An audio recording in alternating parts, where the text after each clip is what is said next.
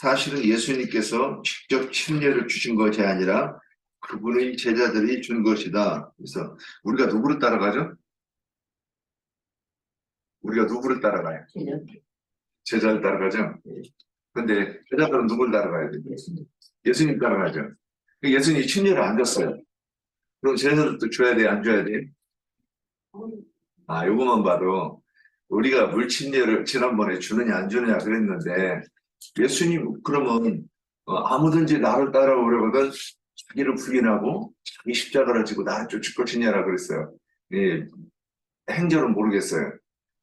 그러면 우리가 주님을 따라가면 주님이 가신 길을 가는 거예요. 그죠? 자, 그러면 지난번에 13번 문제 한번 보겠습니다. 제가 여기 이 답을 받으려고 찾아보기 쉽게 117강에 이 질문이 있습니다. 이렇게 해놨어요. 그러면 이 답을 다루려고 하면 117강을 찾아서 들어보고 이 답을 달았으면 된다고 이렇게 보는데 여기에 이 구절 말씀은 있어도 여기에 대해서 요 질문에 대한 답은 제가 없는 걸로 알고 있어요. 자, 그런데 여기 요한복음 3장 25절에 이 요한의 제자 중에서 한 유대인과 더불어 정결제식에 대하여 변론이 되었더니 여기 요 말씀을 가지고 제가 이제 질문을 나이제님 안 다루신 부분을 제가 이렇게 이제 쭉 질문해 놨어요. 율법 제사장의 율법 그러니까 유대인들은 율법을 어떻게 지키는가, 정결례를 어떻게 하는가. 2번 선지자는 정결례를 어떻게 했는가 혹시 말씀에서 생각되는 걸 찾아보시오 이런 뜻이에요. 그리고 세 번째 기독교는 정결례를 어찌 하는가. 네 번째 예수 그리스도의 정결례는 어찌 하는가. 그러니까 이제 네 번째는 우리는 정결례를 어떻게 하는가. 이 부분에 대해서 자 이제 말씀을 나눠봅시다. 그러면 먼저 그냥 하나씩 합시다. 네 번 쭉 한번 이렇게 지키니까 율법 제사장의 정결 그러니까 유대인들이 그 율법대로 정결례를 하면 어떻게 했어요? 그러니까 이게 율법으로 하면 그 정결례가 짐승을 물구멍에 씻어가지고 거기서 그걸 깨끗하게 씻어가지고서는 이제 제물을 드리는 거죠. 그런데 유대인들이 또 나름대로 하나님 앞에 정결해지기 위해서 한 것이 있어요. 회개. 그러니까 성전에서 제사는 지냈지만 또 회개를 했어요. 그러면 이거 어떻게 했는지 바로 나올 거예요. 유대인들은 어떻게 했죠? 회개를? 뿌리고 죄에 앉아서 뿌리고 죄를 뿌리고 물로 씻고 배옷을 입고 그런 것을 정결례라고 예. 율법을 오해해서 그래서 이게 이제 그 짐승하고 연결이 돼야 돼요. 그 짐승을 씻는 것이 무슨 뜻인가? 그러니까 이제 예수님이 온전한 양으로 드려졌고, 그래서 이제 제사장이 짐승을 계속 드릴 때 누구가 드리는 뭘 가지고 드리느냐? 11조로 점 딱 찍어놓은 거. 하나님이 내 거라고 하는 점 딱 찍어놓은 거. 그걸 갖다가 씻어가지고 이제 잡아서 각을 쳐가지고 이삭을 번제로 드리라 그러면 그게 육시도 아니고 토막토막 쳐서 그게 하라는 거였어요. 이제 우리가 성경을 자세히 읽어보면 그걸 우리가 뭐 하라고 그러면 우리는 할 수 있겠는가? 이게 마가복음에 여기 율법의 제사장들이 하는 그 행위가 나요. 정결례식. 읽어볼까요? 이 마가복음 7장이 2절부터 몇 절? 저기 어디에 해당돼요? 예수 그리스도의 율법. 신약의 정결례, 기독교 정결례? 율법. 읽어보세요. 마가복음 몇 장? 7장 2절부터요. 그럴 것 같은데? 예수께서 제자들 가운데 여기 마스크 벗어야 예수께서 제자들 가운데 몇 사람이 불결한 손, 즉 씻지 않는 손으로 음식 먹은 것을 보았다. 이게 좀 성경이 좀 바리새인들과 모든 유대인들은 조상들이 전통을 지켜 손을 깨끗이 씻지 않고 먹지 않았고 또 시장에서 돌아와서 목욕하지 않고 먹고 여기 좀 먹지 않았으며 그 밖에도 물려받아 지켜온 여기 다른 책을 그 밖에 물려받아 지켜온 많은 것이 있었는데 창과 전다 그릇을 물에 담아 씻는 것과 그러나 바리새인들이 율법 학자들을 예수께서 왜 선생들은 제자들과 조상들을 전통을 따라 행하지 않고 불결한 손으로 음식을 먹습니까 하고 하자 예수께서 그들에게 말씀하셨다. 이사야가 위선적인 여러분에 관하여 잘 신원하여 이 백성이 입술로는 나를 존경하지만 마음으로 나에게서 멀리 떠나 있다. 사람들의 계명의 교훈으로 가르치니 나에게 헛되이 경배하고 있다라고 기록한 것이 여러분이 여기 이상하네. 천천히. 네, 여기서 보면은 그 율법의 정결 예식이라는 것은 이 바리새인과 사두개인들은 그 예수님이 그랬어요. 그 무엇을 음식을 먹을 때에 손을 씻지 않고 어디에서 나갔다 오면은 그 음식을 먹을 때 손과 발을 모든 걸 씻지 않고 음식을 먹지 않으면 이게 안 된다. 뭐 장과 주는 자와 대적과 모든 것을 그릇을 씻지 않고 먹으면은 이 율법을 범한다고 지금 그랬거든요. 근데 예수님은 이런 것을 이렇게 사람의 이 정결 예식, 율법을 정결 예식은 하나님은 예수님을 지키지 않고 이런 음식은 모든 것은 다 정결하게 그 예수님은 그걸 말씀하신 게 아니라 사람 속에서 나온 것이 더러운 것이지 밖에서 이 안으로 들어가는 것은 더러운 것이 아니다. 밖에서 안으로 들어가는 것은 배로 들어가 뒤로 나오는 것이니까 배설하는 것이지 사람에서 입으로 이렇게 사람 속에서 나오는 것은 그 마음에서 나오는 거기 때문에 그런 것을 사람을 더럽게 하는 것이지 이게 마음에서 나오는 것은 뭐냐 악한 생각이잖아요. 그런 것으로 사람을 더럽게 하는 것이지 이런 뭐 그릇을 씻지 않고 손을 씻지 않고 발을 씻지 않고 그런 것을 씻지 않는 것은 그 율법을 씻지 않는 것을 신발 씻지 않는 것은 그 예표요 그림자요. 그런 것은 이렇게 신약을 말하면은 그 마음을 씻지 않는 그런 것은 율법은 그림자요. 신약에 대한 그림자 예표지 사실은 그 마음을 씻는 것을 말하는 것이지 사실은 그릇을 씻는 것을 말하는 것이 아니다. 손발을 씻는 것이 그런 것을 말한 거 아니다. 마음을 씻지 않는 것을 말한 것이지 주님은 그렇게 말씀하신 것 같아요. 아멘. 여기 요 말씀 내가 자꾸 요거 보고 지금 자매님이 읽으실 때 요거 보고 이거 나 이거 저기- 입을래. 요 말씀에 대해서 뭐 할 말 없어요? 금방 읽은 말씀. 없어요. 이게 3절 보면 지금 이게 율법이 아니고 유대인의 조상들의 전통이라고 그랬어요. 그래서 이게 이 사람의 계명이라고 하는 부분이 이런 거예요. 이게 이제 중요한 거예요. 그 뭐냐면 자기들이 율법은 거기다 보태가지고 이거를 신앙에서 중요한 어떤 이 하나님의 말씀이라고 우선은 이게 얘기하는 거예요. 근데 이거는 요거 보면 뭐라고 하냐면 유대인의 조상들의 전통 이렇게 돼 있잖아요. 율법이라고 안 했고. 그래서 물론 요 뒤에 나오는 그 내용은 오늘 그 정결하게 하는 것이 무엇인가에 대해서 우리 이제 그 장로님 말씀해 주고 맞는데 그래서 우리가 이 말씀을 읽을 때 이게 그 진짜 하나님의 말씀인지 사람의 계명인지 이런 걸 이제 잘 봐야 되는 거죠. 그러면 형제님 출애굽기를 읽을게요. 그래요? 출애굽기 12장. 네, 출애굽기 12장. 네. 출애굽기 12장 22절.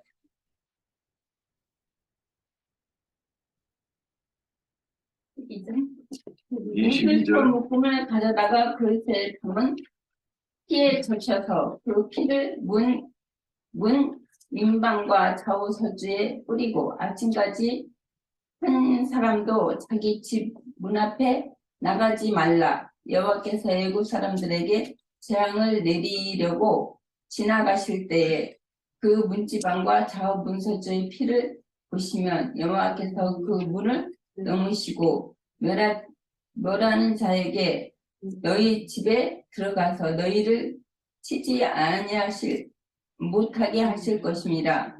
여기 있고 레위기 말씀 14장에 14장 4절 14장 4절. 제사장은 정결함을 받는 자를 위하여 명령하여 살아있는 정결한 새 두 마리와 백향목과 홍색 실과 우슬초를 가져오게 하고 제사장은 또 명령하여 그 새 한 마리는 흐르는 물 위에 질그릇 안에서 잡게 하고 다른 새는 산채로 가져다가 백향목과 홍색 실과 우슬초와 함께 가져다가 흐르는 물 위에 잡은 새의 피를 찍어 나병에게 정결함을 받을 자에게 7번 뿌려 정하다 하고 그 살아있는 새를 들에 누울지며 정결함을 받는 자는 그 옷을 빨고 모든 털을 밀고 물로 몸을 씻을 것이라. 그리하면 정하리니 그 후에 진영에 들어올 것이나 자기 장막에는 이래를 머물 것이요. 그리고 민수기 19장 18절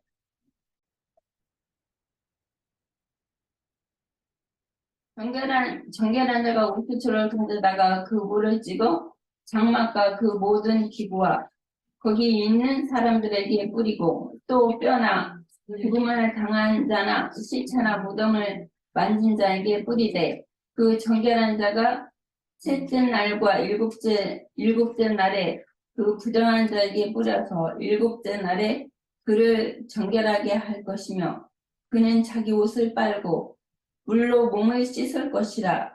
저녁이면 정결하리라. 사람이 부정하고 자신을 정결하게 하지 아니하면 여호와의 성소를 더럽힘이니 그러므로 회중 가운데서 끊어질 것이니라.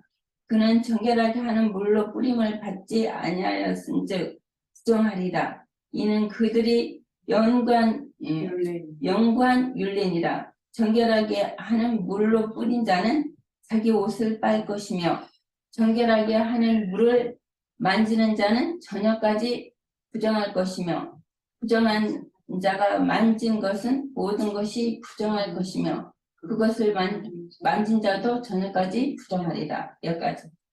이게 율법이에요. 네. 이거는. 이 구약에서는 이렇게 아까 이제 문둥병을 정결하게 했다. 근데 하나만 짚어봅시다. 우리가 예수 믿을 때 내가 진짜 죄인이라고 느껴본 적이 있나요? 이제 우리가 진리의 말씀을 이렇게 이제 듣고 나니까, 내가 그동안 내가 진짜 이 고멜이 나였고, 문둥이가 나였구나 하고 이런 거를 이렇게 이제 느껴보셨는지. 네. 이게 성경 말씀이면 우리하고 아무 상관없는 거예요. 그냥 읽고 가면. 그런데 그 삭개오는 자기가 키가 작은 자라고 인식하고, 세리도 세리기 때문에 이제 주님께 나온다고 이렇게 보이는 거예요. 근데, 자, 오늘 내가 일단 이 정결하게 되는 그것이 내가 대상이 되어야 되는 것이고, 그런데 구약에서는 이런 우리는 지금 이렇게 어떤 얘기를 해도 이미 영적인 세계에 딱 들어가도 이걸 다 해석하면서 얘기하니까, 일본 얘기도 그 밑에 우리가 받는 이 정결례가 무언가가 이게 이제 그냥 나오는 거예요. 근데 이게 만약에 예전에 제가 10년 전에 이런 말씀을 들었다고 하면, 나하고 상관없이, 우리는 문둥이가 아니니까 상관없네. 이렇게 하고 지나갔을 거란 말이죠. 음. 그런데 구약에서는 이 말씀, 그러면 아까 새를 잡고 그 그릇에서 씻는다 그랬을 때, 내가 문둥병이 걸리면 어떻게 돼요? 바로 가서 진짜 새를 잡아가지고, 흐르는 물 그릇에다가 이렇게 씻는다, 이렇게 해가지고 그걸 그대로 했을 거란 말이죠. 그리고 문둥병이 그 낫기를 기다렸을 거란 말이죠. 근데 우리는 이제 이걸 해석을 하니까, 그러면, 근데 이 구약 사람들은 그렇게 했어요. 그냥 문자 그대로 하면 되는 거예요. 그런데 저도 이 선지자는 그럼 정결례를 어떻게 하라고 이렇게 가르치는데 혹시 생각나는 말씀 있어요? 네, 선지자를 볼게요. 이번에 이현자 자매님 먼저 한번. 아. 당연히 하세요. 이현자님 하시고. 선지자의 정결례는 예, 이 선지자는 이사야 선지자로부터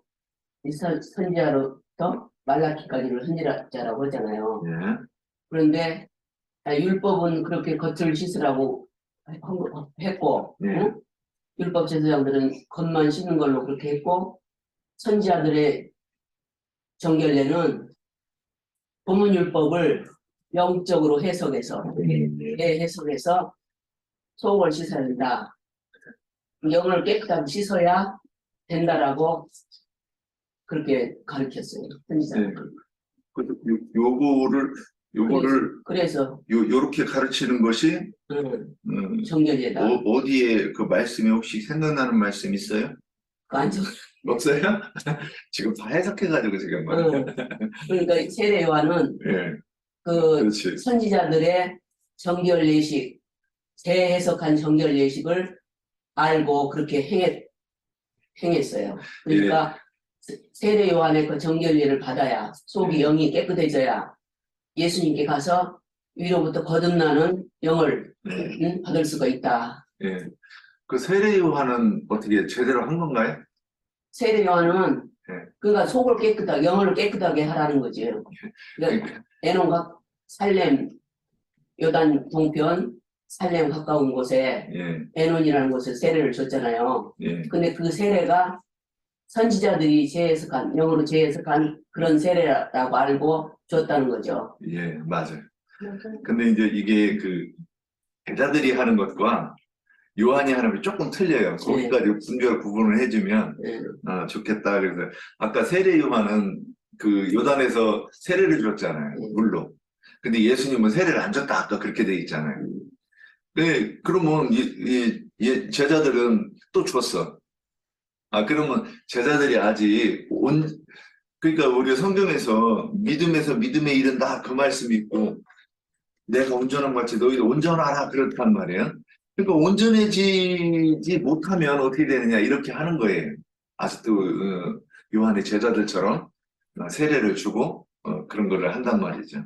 그런데 이제 이들이 온전해지면 나중에 그 바울이 내가 세례 주는 것이 내 일이 아니다 그러잖아요. 자, 그렇게 그 세례 요한은 그러니까 율법과 서기관 바리새인들이 하는 행실과 세례 요한은 한 발짝은 더 나왔는데 요단강 건너가기까지는 안 했다. 그래서 이제 그거를 이렇게 얘기하려고 하는. 이제 또 애자자면요. 에스겔서 한번 볼게요. 에스겔서 36장 24절. 36장 24절. 내가 너희 조상들에게 준 땅에 너희 거주하는 내 백성이 되고 나는 너희 하나님이 되리라. 내가 너희를 모든 더러운 데서 구원하고 곡식이 풍성하게 하여 기근이 너희에게 닥치지 아니하게 할 것이며 또 나무와 나무와 열매를 받지 소산이 풍성하게 하여 너희가 다시는 기근의 욕을 여러 나라에게 당하지 아니하게 하리니 그때 너희가 너희 악한 길과 너희의 좋지 못하는 행위를 기억하고 너희의 모든 죄악과 가증한 일로 말미암아 스스로 믿게 보리라. 주 여호와의 말씀이니라. 내가 이렇게 행함은 너희를 위함이 아닌 줄을 너희가 알리라. 이스라엘 족속아 너희의 행위로 말미암아 부끄러워하고 탄식할지어다. 주 여호와께서 이같이 말씀하셨느니라. 내가 너희의 모든 죄악에서 정결하게 하는 날에 성읍들에게 사람이 거주하게 하며 황폐한 것이 건축되게 할 것인지 전에는 지나가는 자의 눈이 황폐하게 보이던 그 황폐하던 땅이 장차 경작이 될지라. 사람의 이르기를 이 땅이 황폐하였더니 이제는 에덴 동산같이 되었고 황량하고 적막하고 무너진 성읍이 성벽과 주민이 있다 하리니 너희 사방에 남은 이방 사람이 나 여호와의 무너진 곳을 건축하며 황폐한 자리에 심은 줄을 알리라. 나 주 여호와가 말하였으니 이루리라. 주 여호와께서 이같이 말씀하셨느니라. 그래도 이스라엘 족속이 이같이 자기들에게 이루어 주기를 내게 구하여야 할지라. 내가 그들의 수요를 양떼같이 많아지게 하되 제사 드릴 양떼 곧 예루살렘에 정한 절기 양무리 같이 황폐한 성읍을 사람대로 채우리라. 그래야 한즉 그들이 나를 여호와인 줄 알리라 하셨느니라. 여기 보면은 이스라엘 백성들이 이제 여호와께서 여기 그 여호와께를 떠났었잖아요. 근데 이제는 여호와께서 이제 떠났는데 이제 주님 앞에 이제 주님이 이스라엘 백성들을 다시 이제 모아서 돌아오게 해서 그들을 이제 정결케 하는 것이잖아요.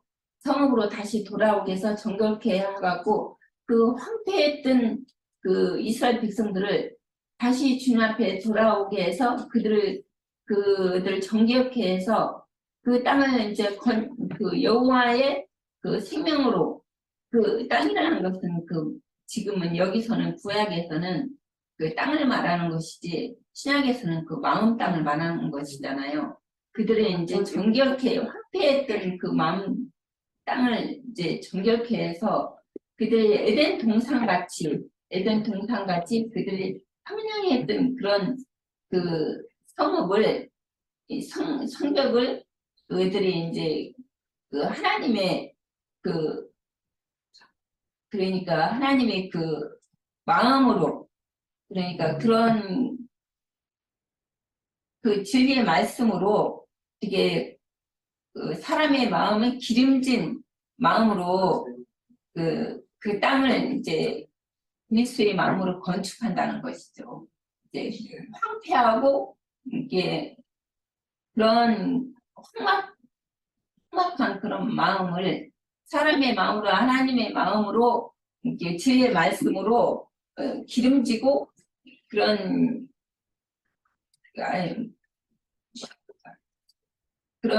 게 주님의 내가 그러니까 얘기를 안 하려. 예, 여기 여자자매님 말씀에 이어서 하시거나 아니면 더 이렇게 저기 자매님 아까 말씀하셨고 이게 그 마음을 이제 깨끗하고 정결케 한다는 것이죠. 예, 그러니까 저기 요한이 사람을 깨끗하게 하려고 그러면 강물에서 씻어가지고 이렇게 그 예식을 했고 그리고 여호와께서 보내신다고 하는 메시아가 좁은이니까 너희는 좁은으로 돌아가라 이렇게 이제 가르쳤어요. 그러니까 정결 예식이 있고 요한이 가르친 게 있어. 그래서 아볼로가 이렇게 나중에 증거한 거를 보면 그 성경 말씀이 딱 통해가지고 사람들을 이겨 그러고 잘 가르친단 말이에요. 근데 저기 예수 그리스도는 알아. 근데 성령에 받는 거는 모른단 말이에요. 그러니까 하나님의 영으로 계시를 받아서 말씀을 깊이 깨달아야 된다고 하는 거는 아볼로가 모르고 그랬었다는 거죠. 그러면 그 여기서 그 에스겔서 36장의 이 말씀은 이스라엘 백성들이 그 이 요단강을 건너지 않은 사람들이 여기까지 이거 저기 그 부드러운 마음을 그 마음에 그 물을 뿌려서 부드러운 마음을 주는 것까지 26절 보면 내가 또한 너희에게 새 마음을 주고 너희 안에 새 영을 주며 너희 육신에서 돌 같은 마음으로 주고 이것이 구약의 선지자들이 이런 거를 했던 것인가? 근데 이거는 신약에 대한 그 예언이라고 저는 이렇게 알고 있었는데, 그러니까 이게 그리스도의 정결 제시가 오히려 들어가야 되지 않는가 이렇게 생각이 들어요. 잘못 읽어. 예, 그럴 수 있지 뭐. 내가 24절부터 읽었는데 28절부터 아, 그래서 앞에 이 내용이 24절부터 읽는다고 내용이 어디요? 그럼 못 쫓아갔어요. 자, 저는 어디를 봤느냐면 그 이사야서 6장 7절 보면 그 이사야서 6장 가볼까요? 6절부터 보면 6절이네. 6장 6절요? 예. 그 6절부터 5절부터 그냥 읽어보자. 그 위서부터 쭉 읽어야 되는데 5절부터 그때 내가 말하였다. 내게 화가 있겠구나. 내가 이제 죽게 되었음이라. 내가 입술 부정한 사람이요 입술 부정한 백성 가운데 거주하면서 왕이신 만군의 여호와를 내 몸으로 배웠습니다. 그러자 스들 가운데 하나가 제단에서 들고 있는 숯을 부집개로 집어 손에 들고 나에게 날아왔다. 그가 그것을 나의 입에 대며 말하였다. 이제 이것이 너희 입술에 닿았으니 너희 죄악은 사라지고 너희 죄는 정결하게 되었다. 근데 여기 이제 저는 이런 표현들이 여러 가지 표현이 있어요. 그래서 예를 들어서 회개 그러면 회개도 어떤 한 구절을 읽고서는 우리가 이 말씀의 의미를 잘 이해하기는 어렵지 않는가 싶어요. 근데 여기서 아까 그 에스겔서 36장에서도 말씀이 있었고 이사에서 여기 그 6장 5절부터 이렇게 보면 재단 숯불로 그 저기 내 입술을 지져가지고 그랬다. 그러면 이제 그 앞에 내가 입술이 부정해서 죽게 돼 5절 내게 화가 있구나. 내가 이제 죽게 되었음이라. 내가 입술이 부정한 사람이라 이렇게 돼 있어요. 그러니까 이 성경에서 창세기에서 뭐라고 돼 있습니까? 소낙나무 열매를 먹으면 죽는다고 그랬잖아요. 근데 여기서 죽는다고 하는 것은 같은 일인 거니까 그러면 이것이 죄 때문에 죽게 되었다 이런 거예요. 그러니까 죄의 결과가 죽음이니까. 그런데 그 죄 때문에 그러면 내가 입에서 내가 입으로 나오는 모든 말이 그러면 이게 성경을 오해한 우리가 죄가 육신적인 윤리와 도덕적인 죄는 뭐 도둑질, 간음, 살인, 간음이지만 영적인 죄는 성경을 오해한 거잖아요. 똑같은 도둑질, 살인, 간음 뭐 이런 거를 오해를 하는 거란 말이에요. 그래서 우리는 이거 뭐 성경만 읽을 줄 알면 살인, 간음, 도둑질 다 알지 뭐 그렇게 보는 거예요. 그런데 우리는 그런데 이 살인이 뭐지? 이렇게 얘기하니까 사람들이 우리의 말을 들으면 힘드는 거예요. 왜 자꾸 머리 아프게 저러지 그런다는 거예요. 자기들은 생각도 안 했고 받아들일 마음도 안 돼 있고 설사 합리적이라고 해도 나는 네 말 안 받아 이렇게 하는 거예요. 기독교인들이. 그런데 여기서 또 입술에 습득 되면 내가 말이 정한 말이 나오나요? 우리 저기 정작 불 때고 제가 어렸을 때 성경을 읽은 게 이런 거예요. 내가 너무 마음에 안 드는 거예요. 교회는 안 다니는데 예배당은 안 가는데 내 인격이 너무 마음에 안 들어서 누가 그랬어요. 성경을 읽으면 인격이 좋아진다는 말을 제가 들었어요. 그래서 그 말 때문에 제가 교회를 간 거예요. 그래서 이 성경을 읽다가 덮다가 하는데 그게 저기 주님께서 이제 감동을 주셔서 교회 가라고 하는 바람에 교회로 온 거예요. 누가 성경 읽다가 교회 왔다 그러면 사람들이 깜짝 놀래요. 제가 성경을 깨닫고서는 교회 왔다는 줄 알고 많이 오해한 거예요.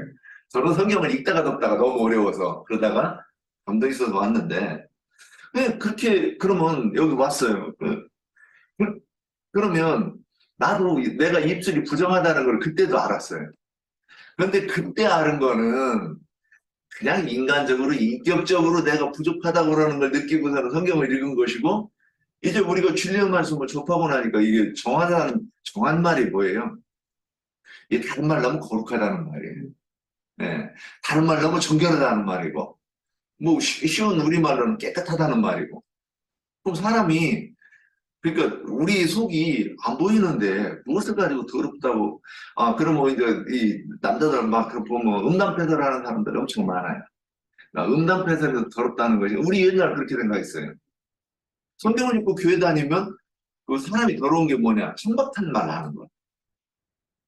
아니 무식해서 뭐 용어가 그냥 이렇게 말을 쓰는 거 또 우리가 좀 이렇게 뭐라고 보면 좀 천박해요. 뭐 이렇게 볼 수는 있어요. 근데 실제로 천박한 건 뭐냐면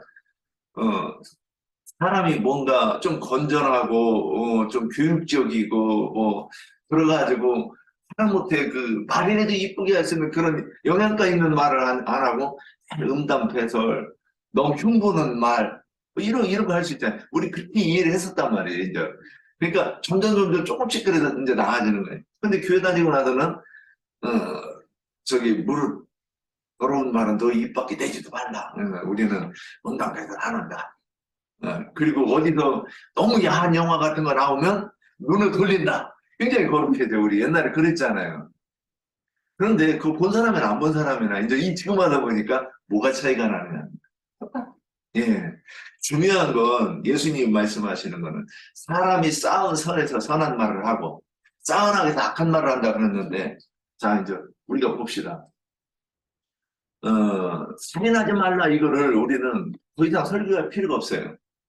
근데 목사들은 우리가 예배당에서 바벨론 교회 다닐 때는 알지? 그럼 우리 알지. 뭐 신학교 간 사람이랑 안 사람이랑 똑같지. 그래서 안단 말이에요. 그래서 우리도 전도를 해가면서 예수 믿으면 착하게 살아야 돼 이랬단 말이죠. 예수 믿으면 살인하면 안 되고 도둑질하면 안 되고 간음하면 안 되고 뭐 기숙작가 이런 데 가면 절대 안 돼 이렇게 했단 말이지. 그런데 그러면 이렇게 말을 하면 하나님이 기뻐하시고 제가 막 나한테 영광을 돌린다 그러시냐고 지금 와서 생각하면 그래서 그게 강대상에 서가지고 그렇게 하면 그게 하나님의 영광 돌리는 말이야? 하나님 대적하는 말이에요. 우리는 영적으로 해석된 말이 이게 정결한 말이고 영적으로 살인, 간음, 도둑질, 뭐 헌맹세 이런 것들을 부모 공경을 온전하게 하신 그 말씀. 주님이 와서 이 땅에서 가르치는 건 뭐냐면 율법을 이루려고 온전하게 하려고 왔는데 그 말이 그러니까 주님이 그렇게 해석한 말이 무슨 말이에요? 정결한 말. 부정한 말이 아니라 정결한 말. 해석을 안 하고 말하면 그게 뭐예요? 그게 부정한 말이다. 그런데 그걸 하려고 그러면 그러니까 이제 숯불을 지지면 그게 되느냐는 거죠. 입술을 여기다 대가지고 이제 막 부러졌어. 화상 입어가지고 이렇게 이제 돼지 입만에 이렇게 됐어. 그래가지고 이렇게 말을 하면 정결한 말을 한다 이 얘기냐 그러면. 근데 그게 아니라 그 숯불이 뭐예요? 나무를 태워서 재가 되면 안 돼. 불기를 머금어가지고 거기서 그 불꽃이 머금고 있는 그거란 말이에요. 그게 뭐냐면 온전케 된 의인의 영들을 표현하는 것이 거라고 저는 이렇게 이해를 해요. 저는 그렇게 생각이 되어져요. 이런 뜻인가? 또는 우리가 그 성령을 받으면 예. 우리 입에서 주님이 내가 불을 땅에 던지러 왔는데 불이 뭐예요? 주님의 말씀이 우리 심령 속에서 붙어야 되니까 그 주님의 성령이 우리 속에 있어서 우리가 성령의 음성을 듣고 또 우리가 성령의 음성을 말하는 거를 수 있는 것이 그 이제 그 숯불이 된 거라고 생각이 되는데 그러니까 장로형 우리가 전도자의 말을 듣는 것이 전도자의 그 가르침을 잘 들으면 그게 숯불을 입술에 대는 것이 아닐까? 저는 이제 이렇게 좀 이렇게 생각을 해보고 있어요. 이거 나중에 장로 형제님께서 이 부분도 이게 전에 말씀하셨는데 제가 이 성경을 가지고 왔다니 거기 메모가 없어가지고 좀 그런데 그런 사람의 심령과 정신을 정결케 하는 하나님의 말씀이 숯불이죠. 예. 그렇죠. 그러니까 전도자의 그 진리의 말씀을 들으면 그게 우리의 입술이 그러니까 이게 말이 나오는 데니까 여기를 정결하게 한다고 하는 거는 사실은 이 속이 내가 지식이 새롭게 된다는 거예요. 영의 말씀으로 새롭게 되면 우리가 여기서 그 이제 나영진님의 말씀이나 우리가 지체대로 이렇게 말하는데 주체가 이 말을 이렇게 듣다가 보니까 깨달았어. 엉뚱한 말을 했는데도 깨닫는 수가 있어요. 이게 말씀을 이렇게 들으면 엉뚱한 말을 하는데도 나는 깨달아지고 진짜 깨달은 말씀을 그 지체가 하니까 내가 또 깨달아지는 방법도 있단 말이에요. 그러면 그 깨달아질 때 어떻게 되느냐? 그게 내가 쌓는 선이란 말이에요. 그게 자꾸 쌓이니까 그러니까 나중에 입만 열으면 선이 나갈 수밖에 없어요. 제가 오늘 우리 그 전도할 때 여기 전에 전도했다고 친구가 있었다고 했잖아요. 한 2년 동안. 오늘 온다고 했었어요. 근데 이 친구가 저를 너무 멀리하는 거예요. 그래서 제가 너무 섭섭했었어요. 상처도 받았고. 제가 그 친구한테 많은 걸 쏟았고 그 친구가 저거 이 말씀을 배우지 않을 때도 이렇게 많이 도와주려고 애를 썼고 자립하게 하려고 애를 썼고 이 먹고 사는 것 때문에 그렇게도 했는데 나중에 그가 저한테 와서 공부를 했단 말이에요. 근데 나중에 제가 어려워질 때는 저 한 번도 부르지도 않고 아니 모르는 사람보다 더 하는 그런 상태가 됐어요. 나중에 어저께 전화가 왔길래 그 친구가 굉장히 어려운 상황인데 전화가 왔길래 너는 왜 나한테 전화를 안 해? 그랬더니 뭐라고 하는지 알아요? 형님하고 전화를 하면 형님은 그 얘기밖에 안 하잖아요. 그러는 거예요. 그래서 그렇지 내가 뭐 돈 버는 얘기를 하겠냐 뭐 관심사가 이거밖에 없으니까 근데 그럴 수밖에 없지. 그랬더니 그래서 형님하고 전화 안 하는 거예요. 그러는 거예요. 위로도 되고 그 말을 듣고 나서 많이 위로가 되고 내가 그랬구나 이런 생각을 했어요. 그래서 저하고 같이 가는 친구들이 저하고 안 가려고 그래요. 일 끝내놓고 나서 앉혀놓고서는 1시간, 2시간씩 붙잡고 하니까 소문이라고 그래가지고 그러니까 이게 뭐냐면 입만 열으면 그러니까 이게 옛날에 진리의 말씀을 알기 전에는 고집복음을 한다고 맨날 붙잡고 그랬단 말이죠. 근데 지금은 이제 조금 깨달으니까 그 깨닫지도 못한 말을 가지고 막 붙잡고 했더니 친구들이고 거래처가 다 떨어졌고 그래서 이제 지금은 누가 이렇게 우리 말씀을 공부하는 우리 지체들도 좀 소화될 때까지는 좀 기다렸다가 전달하면 좋지 않겠느냐. 제가 이런 권면을 많이 해요. 그게 지금은 아예 안 들어버려요. 왼수져가지고. 예. 그래서 이게 선지자들이 이제 정결례를 하라고 하는 것이 구체적으로는 얘기는 안 되는데 이렇게 돼 있는 것. 그러니까 입술을 찢어라. 그리고 또 에스라서에서는 요거까지 하자. 너무 길어지는 것 같으니까. 자, 그럼 기독교의 정결례는 어떻게 해요? 그러니까 일독제사장들이 하는 정결례하고 똑같은 거죠. 건만심은. 그것보다 더 쉬워요. 기독교는. 물에다 물에다 담갔다가 나오면 옛사람은 죽고 새 사람이 살아난다고 알지도 못하고. 그 사람들 정결례라고 생각도 안 하고선 저도 옛날에 침례 받았지만 침례교에서 침례를 받았는데도 그게 정결례 뭐 이런 거하고는 상관없이 그러니까 예수와 연합하여 죽고 예수와 연합하여 부활한다 이거 얘기했는데 그게 뭔 얘기 그걸 설명도 안 해줬고 해석도 안 했기 때문에 뭔지 모르지만 하여튼 공주 금강 가서 쌀쌀한 날씨에 이 세례를 받았어요. 그거 몰랐어요. 이 전결예라고 예식이라고도 몰라. 예. 그러면 그 순복음교회도 심려를 주는데, 순복음교회 이거 가르치냐? 순복음교회 더 막급한데, 그럴 것도 없고, 그러면 기독교인들이 회개가 뭐가 있냐? 기독교인들은 회개를 해요, 그냥. 예배당에 앉아서 내가 누구를 때려가지고 상해를 입히고 손해를 입혔어. 그러면 어떻게 해요? 그 사람한테가 사과하고 내가 배상을 하는 게 아니라 우리는 교회 가서 하잖아요. 얼마나 편해. 금전적으로 배상도 안 하고. 내가 그 사람한테 용서받을 때까지 빌어야 되는 그런 수고도 없고, 그럼 자존심도 안 상하고. 그냥 교회 가서 주님, 저기 용서해 주세요. 내가 잘못했어요. 그러는 거예요. 그러지 않았어요? 물속에 들어가서 정결례도 아니고 예. 세례를 한 거 그걸로도 끝났잖아요. 세례하고 정결케하고 하는 거는 저는 제가 이 침례교 정례교 하여튼 안 가고 5대 정도는 안 가본 데 없지만 그렇게 가르치는 데는 침례교 외에는 그 세례와 침례에 대해서 그렇게 가르치는 교단이 거의 없어요. 저는 그렇게 알고 있어요.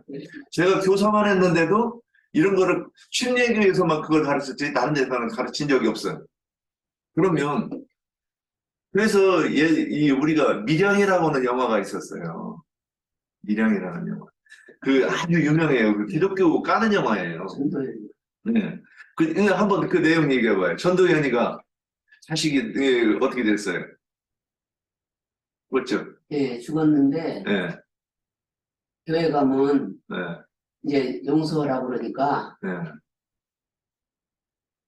정확히 모르겠네. 아. 아니, 이제 교회에서 그 사람이 그 용서를 하려고 전도연이가 용서를 하려고 찾아갔어요. 교도소에 찾아가서 내가 당신을 용서하려고 한다고 그랬어요. 그러니까 그 사람이 뭐라고 그러냐면 나는 이미 하나님께 용서를 받았다 그랬어요. 그러니까 전도연이가 이제 화가 난 거예요. 저도 그 영화를 안 봤는데 이제 이 내용만 이렇게 간단하게 들은 얘기예요. 근데 전도연이가 그래가지고 하나님께 너무 화가 난 거예요. 이놈의 하나님이 미쳤나? 왜 이렇게 말하느냐 이거요. 그러니까 자기가 생각할 때는 용납이 안 되는 거예요. 피해는 내가 입었는데 나한테 와서 사과도 안 하고 아무것도 안 했는데 지는 용서 받았다고 하면 그 하나님에 대해서 반감이 들어 어떻게 했느냐? 그의 장로들을 유혹해가지고 한통을 해버린 거예요. 그러고 그게 뭐냐면 하나님에 대한 복수였던 거예요. 그리고 이제 던지는 질문이 뭐냐? 이렇게 용서받는 게 너희가 진짜 용서받는 거 맞냐? 이렇게 하는데 만일 우리가 예전에 그 바벨론 교회에 있을 때는 당연히 그렇다고 하잖아요. 의심도 없고. 그러니까 이런 것들이 얼마나 사악한 가르침이냐는 거예요. 그래서 윤리와 도덕적으로 세상 법적으로도 그건 맞지 않는 얘기고, 그 다음에 우리가 하나님의 말씀에서도 양을 도둑질하다 들켰으면 성경에는 4배를 배상하고 소는 도둑질하다 들렸으면 석배를 배상하라고 그랬잖아요. 그러니까 이런 거는 싹 빼놓고 우리는 하나님 앞에서 얘기를 했단 말이에요. 그래서 이거는 그러니까 그러니까 진리를 몰라도 종교라는 게 어떤 세상을 지키는 어떤 등대 같은 그런 역할을 하는 거예요. 지킴이 같은 이 정신세계가. 그런데 그때 가르치면 사악하지 않겠나. 그래서 옛말에 그런 말 있잖아요. 너희는 일주일 내내 죄 짓고서는 일요일날 교회가 예배당 가서 얘기하면 하나님 용서해달라고 하고 다 용서받는 다음에 그런 얘기를 저도 들은 적이 있어요. 비웃는 얘기잖아요. 근데 우리는 그러면 너무 당연한데 왜 죄는 그럴까 그랬잖아요. 세뇌가 돼가지고. 근데 우리의 예수 그리스도의 정결제는 어떻게 하는가? 이미 아까 이제 얘기 다 나왔어요. 주님의 말씀을 온전하게 주님이 이 땅에서 오셔가지고 율법을 이루려고 그러니까 이걸 완전하게 해가지고 우리한테 가르치면 우리가 그것을 완전하게 이해해가지고 또 그런 율법이 이런 것이라고 가르치면 그게 율법이 이루어지는 거란 말이죠. 그러니까 우리는 이렇게 돼야 우리가 그 선악과를 따먹은 그 죄. 그러니까 선악과를 따먹은 게 뭐예요? 선악과를 따먹으면 그럼 어떻게 이해할 거예요? 성경을 문자 그대로 읽은 게 문자 그대로 이렇게 보고서는 읽고 이게 이런 뜻이네 이렇게 한 게 이게 선악나무 열매라는 거죠. 우리는 생명나무 열매는 뭐냐? 이것을 보고 주님의 의도대로 해석된 말씀. 그러니까 말씀 속에 생명이 있다. 저는 이렇게 이해해요. 이 성경 말씀 속에, 문자 속에 생명이 있는데 그건 뭐냐? 그 비밀로 감춰져 있다는 거죠. 그래서 그렇게 해야 우리가 정결해지는 거죠. 그래서 주님이 뭐라고 했어요? 내가 거룩하니 너희도 거룩해라. 그러면 주님이 거룩한 게 뭔지를 모르는데 우리가 어떻게 거룩해져? 바벨론 교회에서. 주님의 말씀을 하나님의 말씀이신 그분이 하고자 했던 그 말씀. 그러니까 내 말이 영이고 그 영은 거룩한 영이고 그래서 우리가 이 성경을 번역할 때는 성령이라 이렇게 번역했단 말이에요. 다른 말로 거룩한 영, 진리의 영, 성령 다 같은 말. 그래서 우리는 그리스도의 정결제는 어떻게 되느냐? 처음에는 전도자의 말을 듣고서는 내가 계속 들어야 돼. 그래야 내가 예전에 그 잘못된 그 말씀들이, 잘못된 그 생각들이, 이거 내가 오해했네. 살인 오해했네. 간음 오해했네. 도둑질 오해했네. 환문세 오해했네. 믿음도 우리는 옛날의 믿음은 그냥 믿는 거잖아요. 그거 설명해 보라고 하면 설명도 안 돼. 그게 이상해요. 그런데 그래서 우리가 돈 빌리는 걸로 믿음을 측정하잖아요. 우리 이제 딱 생각을 해보세요. 내가 얼마 빌려준 사람이 이렇게 앉았어도 요 중에서도 100만 원 빌려줄 수 있는 사람, 1000만 원 빌려줄 수 있는 사람, 1억 빌려줄 수 있는 사람 다 틀려요. 맞죠? 그건 그 사람에 대한 믿음이잖아요. 그걸 여기다 갖다 붙였어. 근데 성경에서는 말씀을 이미 누가 전도자의 그 가르침을 내가 받아들여가지고 예수님이, 하나님이 어떠한 분이신가를 아는 게 그거란 말이죠. 그런데 우리는 어떻게 믿음도 그렇게 오해를 그러니까 우리가 입을 열어서 뭔 말을 하면 다 거짓말이야. 거짓말이 이게 거짓말이지. 내가 좀 이해상관이 얽혀가지고 좀 급해가지고 자존심 상할까 뭐 한 거짓말 또는 내가 이 돈 손해볼까봐 급해가지고 나도 모르게 튀어나온 거짓말 이런 것 때문에 그 거짓말을 얘기하겠네. 그것도 나쁘죠. 그게 표상. 그거를 하다가 들키면 우리가 부끄러움을 당해. 그런데 우리가 성경을 오해해가지고 이게 진리라고 그러니까 저도 전도하니까 저는 목사님보다 거짓말 더 했다고 생각을 해요. 아무나 잡으면 뭔 얘기를 정치 얘기를 하든지 결국에는 성경으로 갖고 경제 얘기를 해도 결국에는 성경으로 가고 농장팩을 해도 결국에는 성경으로 갔으니까. 그러니까 는 하루 종일 그런 얘기들을 하고 다녔는데 그러면 목사가 설교할 때만 하지만 저는 늘 하는 거예요. 그러니까 듣게 안 하지 않았을까? 이런 생각이 들어요. 그게 다 거짓말이었어. 그러니까 전도한다는 말이 다 거짓말이었다는 거예요. 그러니까 하나님이 그래서 구약의 선지자가 여호와의 말씀이 이러시다 그러잖아요. 그게 그 진린 거예요. 하나님의 말씀인 거예요. 그러니까 하나님으로부터 들어야 하나님의 말씀이 이러시다 얘기하는데 우리는 하나님으로부터 들은 적이 없어. 그러니까 목사한테 들었어, 목사한테. 그런데 목사가 하는 말이 성경 한 구절 읽어놓고 꼴리는 대로 하는 말들인데 우리는 그걸 하나님 말씀이라고 들었다는 거잖아요. 그리고 뭐라 했냐? 우리 목사님이 이렇게 얘기했다 그랬잖아. 그리고서는 전도한다고 했잖아 또. 그러면 그게 하나님이 그걸 들을 때마다 그러니까 이스라엘 백성들이 쳐 죽인다고 그러잖아요. 진멸한다고 그러잖아요. 진멸을 하라고 그러잖아. 우리가 그 진멸의 대상이 우리지. 특히 강대상에 서 있는 사람들, 전도자들. 그들이 진멸의 대상이지 누가 진멸의 대상이겠어요. 자, 이것이 기독교의 정결례라고 하는 것 아닐까. 우리가 받아야 되는 그 정결례는 이런 것 아닐까 이렇게 봤습니다.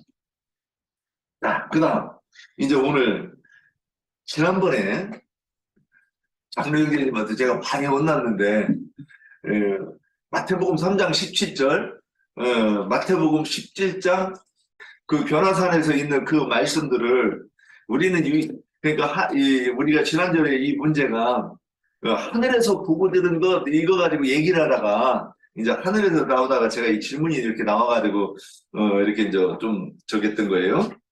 그러면 우리는 유일하신 하나님이라고 우리는 주장하고, 우리가 다 그렇게 생각을 하고 있어요. 그래서 이제 그러면 이게 우리도 이해폭이 계속 이렇게 이제 완벽하게 그게 이해가 돼야 되는데, 그 이해가 됐으면 우리가 이제 대답을 할 수 있단 말이야. 근데 이게 제가 예전에 여호와 증인이라고 얘기할 때 이런 데 보라고 다 짚어가면 이게 얘기했던 거거든. 여기 봐라. 위에서 들리는 이 말씀하시는 하나님이 있고 여기 땅에서 있는 그 예수님이 있지 않느냐. 그러니까 삼위일체가 맞지 않느냐. 아버지와 아들. 제가 이랬던 거예요. 그럼 이제 우리가 이런 질문을 들으면 어떻게 대답할 거냐. 이제 지난번에 이렇게 됐던 거예요. 그럼 이걸 설명을 이제 해봐야 돼. 자, 일주일 동안 이렇게 묵상하고 또 나영재님께서 댓글 달아놓은 거 제가 이렇게 이제 복사해 왔어요. 지난번에 여기 김옥경 장로님 그림 그려가지고 다 설명했고 네. 또 회장이 설명을 다 했고 아, 맞아. 다 했는데 뭐 또 오늘 또 해요? 아, 그런데 그러니까 이제 없어. 맞아. 유일하신 하나님이 우리 그렇게 이해는 했는데 아니 내가 이거 좀 해줬잖아. 내가 그거 다 썼어요? 다 외우셨죠? 이거 나영재님 하신 거? 아니 뭐 그거는 너무 광범위해서 못하고 나는 매드담이 설명한 걸로 내 머리에 딱 입력을 했어요. 아, 이제 그렇게 우리가 이해하는 거는 거기는 이해했어, 우리도. 네. 그런데 이 하늘에서 들리는 음성, 세례받았을 때 들리는 음성을 우리는 이해를 했는데, 만약에 제가 이거 보니까 삼위일체구만 이렇게 하면 그 말씀 어떻게 설명할 거냐고. 매드담이 설명했잖아 지난번에. 그럼 내가 요약해갖고 한번 해볼까요? 다시 한번 해보세요. 간단하게 요약해갖고. 예. 그러면 제가 배워야 돼. 이해를 못했지. 저기 제가 이해 못했어요. 로고스 말씀이신 하나님이 구약으로 오셨잖아요. 예. 야외로. 야외로 말씀이신 하나님이 구약에 오셨고. 예수로 오셨고. 아니 구약에? 하나님이 야외 하나님으로 오셨고 그 하나님은 인간들과 소통을 못 하잖아요. 그렇지. 소통을 못 하니까 말씀이 육신이 돼서 이 땅에 육신의 모양으로 예수님이 오셨어요. 이 땅에. 그러니까 하나님 자신이 말씀이신 하나님이 이 땅에 육신을 입고 오셨어. 마리아로 통해서. 그리고 오셔서 이제 사람들과 다 소통했고, 사람의 그 모든 고뇌와 이 삶을 다 체유를 하셨잖아요. 네. 그리고 이 죄인들을 대속해 주시기 위해서 십자가에 죽으셨잖아. 네. 죽으셨고, 죽으신 후에는 이제 예수님 육신의 모양으로는 오셨죠. 저기 각 사람들, 사방, 팔방에 있는 사람들에게 다 접할 수가 없잖아. 그러니까 영으로. 성령으로 승천하신 다음에 성령으로 오셨어요. 보혜사서. 그분이 그 영으로 마가다락방에 성령으로 오신 분이 재림하신 거잖아요. 네. 그래서 과정을 설명하는 것이지, 그러니까 구약 하나님, 또 육신으로 오신 하나님, 성령으로 오신 하나님, 이런 분 과정을 통해서 오신 것이지 삼위일체가 아니고 유일신이다. 난 딱 그렇게 지금 지난주에 두 분 설명을 듣고 내가 딱 그렇게 나는 인식을 했어요. 예, 우리 얘기할 때 저쪽을 보고 얘기하면 더 좋을 것 같아. 나영재님을 보고 얘기하면 돼. 인자 예수님. 여기로 가야지. 인자 예수님으로 오셔서. 예, 우리 다 이렇게 이해하고 그게 있죠. 틀렸나요? 네, 그게 아니고, 요한복음 3장 17절에 하늘로부터 소리가 있어 말씀하시되 이는 내 사랑하는 아들이 내 기뻐하는 자라 하니라 이 말씀을 가지고 여기 보니까 삼위일체로 보이는구만. 이제 이렇게 누가 얘기한다면 이걸 어떻게 설명해 줄 거냐고. 질문의 내용은 그거였던 거예요. 우리 삼위일체는 그러니까 다 이해했다고 어느 정도 이해한 것 같은데 할 말 많아요. 충분히 설명할 말도 있는데 이제 여기 지난번에 요 말씀을 가지고 나누다가 3장 17절 여기 다시 한번 돌아간 거예요. 하늘로부터 소리가 있어 말씀하시되 이는 내 사랑하는 아들이 내 기뻐하는 자라 하시니라. 딱 그러면 하늘로부터 소리가 있고 땅에 있는 예수님이 있으니까 삼위일체라고 막 주장하면 어떻게 답할 거냐. 이제 이걸 가지고 얘기했던 거예요. 이거는 조금만 성경 아는 사람들은 다 이거 짚을 거거든. 우리가 유일하신 하나님이라고 얘기하면. 자, 애자자매님 준비한 거 있어요? 아니 뭐 써온 거 뭘 읽어요? 아, 나영경님 써온 거 말고 여기 이거 생각 이제 묵상해 보시면요. 아니 묵상하고 말고가 어디 있어요? 그건 아니 그러니까 하나님 그 예수님은 네. 하나님과 따로 계신 분이 아니라 항상 하나님 그분이 하나님이기 때문에 그 하나님 그 아버지는 내 안에 그 나는 아버지 안에 항상 함께 계셨거든요. 예. 그러니까 따로 계실 수가 없어요. 그분이 하나님 아버지고 아버지는 아버지 안에는 아들이 있고 아들 안에는 아버지가 계시기 때문에 따로 분리될 수가 없어요. 항상 함께 계시고 아버지가 하시는 일은 아들이 하시는 분은 아버지가 항상 함께 계시고 아버지가 하시는 일은 항상 아버지가 하시기 때문에 아버지가 일하시니까 나도 하신다. 이게 빌립이 그만하세요. 빌립이 그랬잖아요. 아버지를 보여달라는 게 나를 본 것이 아버지를 본 것인데 왜 아버지를 보여달라고 하느냐. 빌립한테 그렇게 했잖아요. 나를 본 것이 아버지를 본 것인데 왜 아버지를 보여달라고 하느냐. 그렇게 말씀하셨잖아요. 그게 나를 본 것이 아버지를 본 것이고, 네, 그 아버지는 나와 함께 계신다. 그리고 아버지가 하시는 일을 내가 한다. 아버지도 지금 일하시니까 나도 일한다. 그런 게 항상 주님이 하시는 일은 아버지가 함께 하시는 거예요. 항상.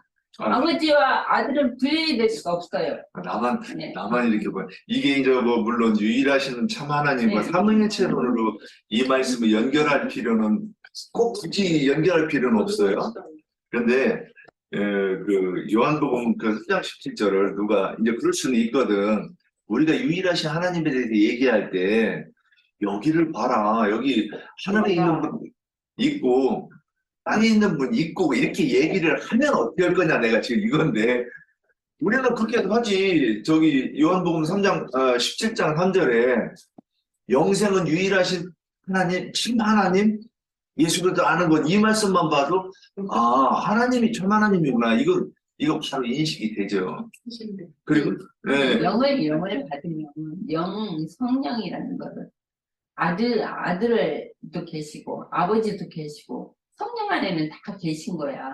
아니, 지금 우리 얘기라는 게 아니라니까. 그러니까 지금 이제 제가 좀 해볼게요. 예, 오경장님. 지금 마태복음 3장 17절하고 마가복음 9장 7절에 이제 이 말씀 때문에 지금 문제가 된 거잖아요. 근데 이제 마태복음 3장 17절 말씀은 요한에게 예수님이 세례를 받으신 후에 들려온 음성이고 마가복음 9장 7절은 변화산에서 들은 음성이잖아요. 그래서 죄송합니다. 몸이 지금 너무 안 좋아서 이 두 곳을 지적하면서 삼위일체가 맞다고 주장하는 그 사람들은 이제 그 사람들의 그 주장을 어떻게 우리가 설명할 것인가 하는 게 이제 어떻게 설명할 수 있는가 하는 게 오늘 질문이잖아요.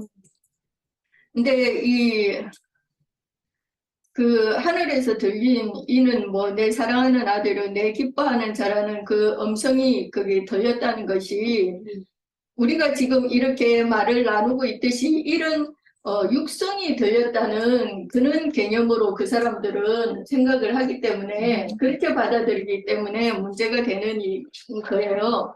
그래서 나영재님이 댓글을 달아주신 것과 같이 그러니까 예수님이 침례를 할 때 그 하늘의 소리 그 하나님의 음성을 듣는 이들은 많은 무리들 그 유대 교인들이 아니고 오직 침례자 요한과 침례를 받던 그 인자 예수님 뿐이었다는 거예요. 그 자리에서는. 그러니까 하늘의 소리 하나님의 음성이 무슨 이렇게 육적인 일 세상적인 그런 말을 한 것은 아닐 테고 그러니까 하늘에서 말씀하셨다는 것은 하나님 자신의 음성을 들려주셨다는 거잖아요. 그죠? 그러니까 인자 예수의 영 안에 살아계신 그 말씀이신 아버지의 그 영의 소리가 들렸다는 거죠. 그죠?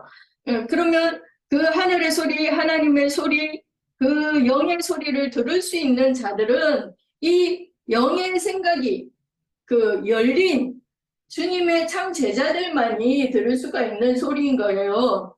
그러니까 영의 생각이 하늘의 문이 열리지 않은 그런 기독교인들은 우리가 아무리 들려주고 어떻게 해봐 주려고 이렇게 해도 그 사람들은 안 들리잖아요. 맞아. 예.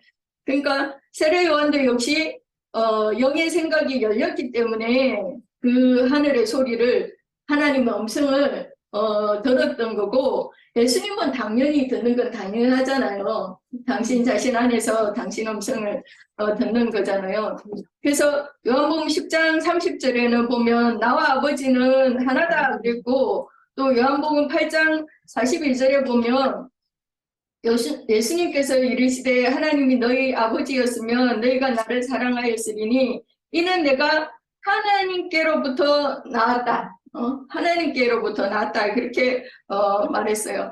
그러면 하나님은 거룩한 영이신데 거룩한 영의 음성을 예수님과 침례자 요한이 영으로 그 성령의 음성으로 들은 것이지 우리가 이렇게 나누는 이는 육의 소리로 들은 것이 아니라는 말이에요.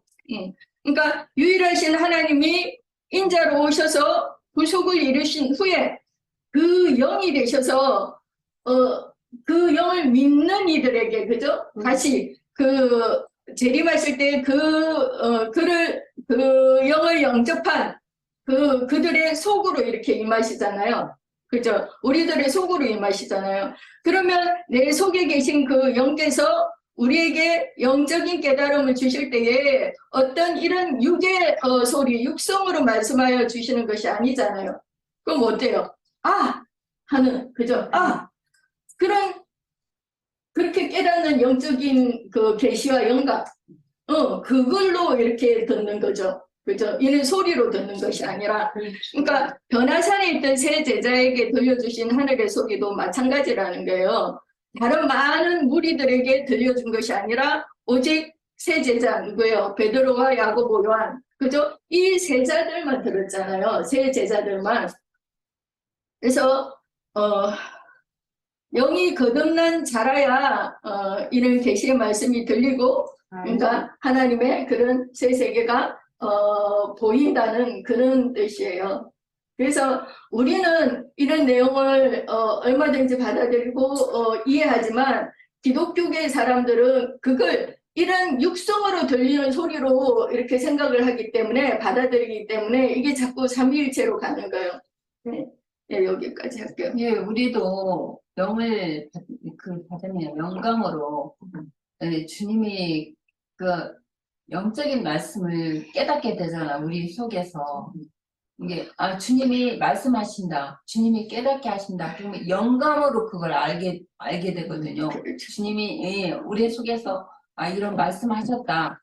주님이 깨닫게 하셨다. 그런 거 영적으로, 영감으로 우리한테 말씀하시고, 깨닫게 하시고, 알게 하시거든요. 그런 것이지. 세례 요한도, 주님이 지게 어디 사람이 얘기하는 것처럼 그게 음성으로 듣는 게 아니고, 영감으로 이렇게 아는 것이고, 말씀을 하시는 거고, 영적으로 아는 것이고, 말씀하시고 깨닫게 하시는 것이죠. 그렇게 아는 것이고. 나도 그런 체험을 좀 많이 받았어요. 그렇게 아는 것이죠. 그러니까 이게 어떤 얘기를 하면 그 질문하는 사람 입장에서 자꾸 이 사람이 질문을 뭘 하려고 하지? 자꾸 이렇게 우리가 훈련이 돼야 돼요. 첫 번째, 우리가 어떤 얘기를 하면, 내가 한두 번은 뭐 쓸데없는 그러다가 그 사람 자꾸 얘기를 하면 이 사람이 뭘 얘기하려고 하는 거지? 그 자세히 들었는 게 우리는 전도자는 훈련이 돼야 된다고. 제가 왜 이 얘기를 하느냐면 아까도 저기 하는데 묵살하려고 하면 안 돼. 그런 건 전도 안 돼.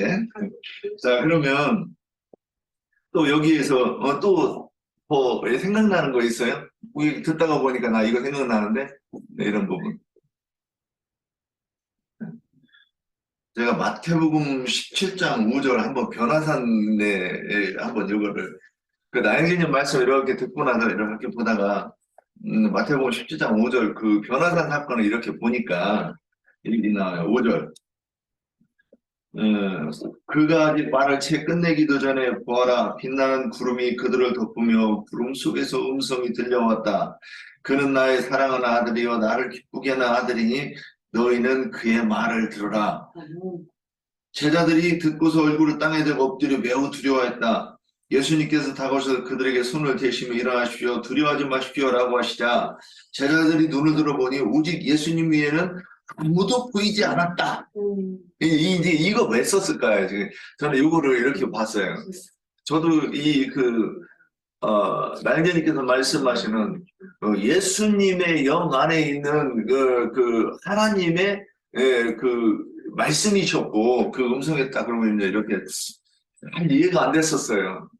근데 이게 제가 이거를 편하게 얘기하고 표현할 수 있으면 내가 이해가 한 거고 내가 말을 잘 못하고 잘 어려우면 그 이해는 못한 거라고 저는 이렇게 정의를 해요.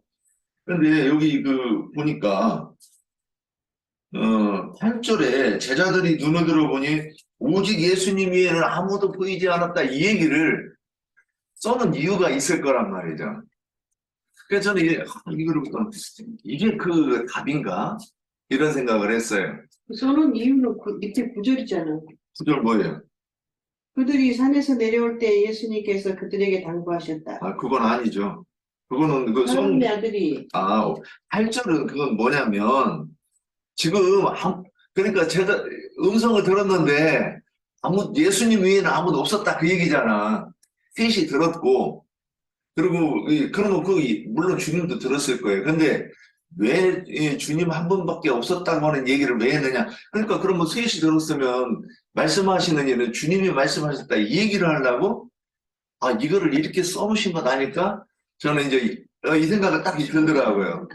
그래서 이 부분은 이제 물론 좀 더 이렇게 묵상하고 나면 이제 시간이 지나고 나 점점 더 이렇게 분명해지겠지만 그러니까 나이제님께서 말씀하신 것처럼 어저께 그 댓글 한 것처럼 요한과 예수님이 있는데 우리도 말씀을 증거할 때 우리가 말씀을 들으면 또 이렇게 그 지방방송 나중에 하시고요.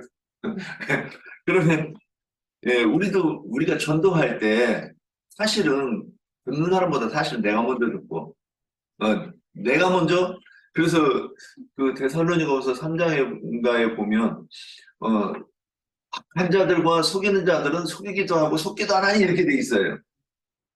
근데 그게 자기 말로 자기가 먼저 속고 또 남을 속이는 거란 말이죠. 그래서 이게 그러면 예수님께서도 말씀하실 때 당신이 당연히 먼저 듣는 거고 그리고 이 요한도 같이 들었다. 그러니까 요한한테 말씀하시려고 하셨던 그 말씀이라고 이렇게 이제 저는 이렇게 보아지는 거예요. 이런 뜻인가? 이렇게 이제 생각이 되는 거예요. 그래서 요한복음 3장에서 물에서 올라왔을 때 그런데 이제 변화산과 두 차이가 있어요. 이 말씀 음성이. 요한이 있는데 요한에게 말씀하시는 것은 요한복음 3장 가볼까요? 3장 17절. 네. 보아라. 하늘에서 음성이 들려왔다. 그는 나의 사랑하는 아들이요. 나를 기쁘게 하는 아들이다. 끝. 예. 근데 요한복음 17장 6절에서 10절, 8절에서는 7절에서 5절에서는 뭐라고 하느냐? 나의 기뻐하는 아들이니 너희는 저의 말을 들어라. 이게 다르더라고.